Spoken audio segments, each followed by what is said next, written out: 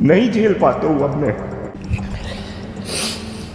अनेक जण फक्त शरीर कमवण्यासाठीच नाही तर आपलं मानसिक आरोग्य सुधारण्यासाठी सुद्धा बॉडी बिल्डिंगकडे वळतात। नुकत्याच झालेल्या एका रिसर्चमध्ये 19 ते 30 या वयोगटातील 90 तरुणांचे 3 ग्रुप केले गेले। पहिल्या ग्रुपमध्ये जे मुलं किंवा व्यक्ती बिलकुलच व्यायाम करत नाहीत हे घेण्यात आले। दुसऱ्या ग्रुपमध्ये नॅटी म्हणजेच नॅचरल बॉडी बिल्डर्स जे बिलकुल कोणते सप्लिमेंट घेत नाहीत यांना ॲड करण्यात आलं। आणि तिसऱ्या ग्रुपमध्ये बॉडी बिल्डिंगला सपोर्ट करण्यासाठी सप्लिमेंट जसे की ॲनाबॉलिक स्टेरॉइड्स घेणारे इन्क्लूड करण्यात आले।